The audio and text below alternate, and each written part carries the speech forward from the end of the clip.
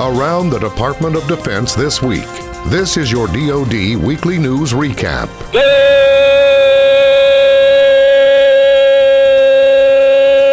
Good morning, Vietnam. That was Adrian Cronauer, iconic Air Force radio personality and broadcaster. I'm Navy Petty Officer Jen LeBron. This weekend, we remember and pay honors to Adrian, who passed away this week. He lived to be an antidote to the culture shock in Vietnam and gave the troops something to remind them of home. The Army announced a new command to face the evolving landscape of war. Army Futures Command will focus on innovation and technology that will lead the Army in its modernization efforts. The Secretary of the Army wants to make sure soldiers are always equipped and ready.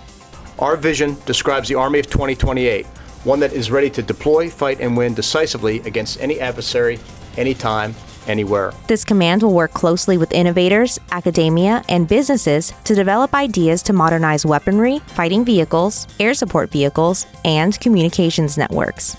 Futures Command will be fully established in 2019.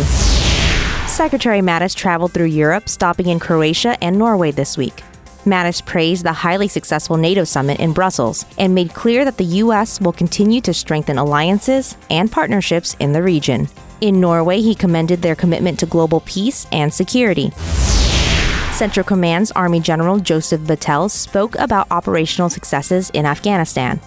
He highlighted the successes that the Afghan people have shown within their country. Since the Afghans took the lead for their own security in August of 2014, we have seen strong, continued international support for the Resolute Support Mission. More NATO countries involved have increased their military support and financial commitments to the support mission.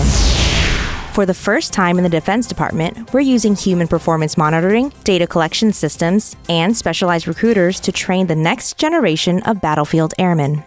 In a short 121 days, the Air Force stood up the Battlefield Airmen Training Squadron, mirroring the best practices of the Army's and Navy's Special Operations programs.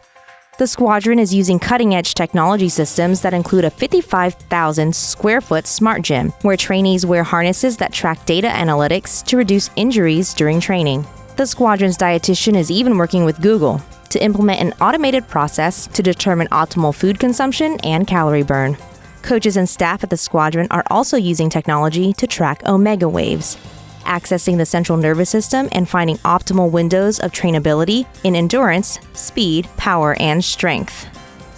That's your DoD News Weekly Recap. I'm Navy Petty Officer Jen LeBron. For more stories like these, go to defense.gov.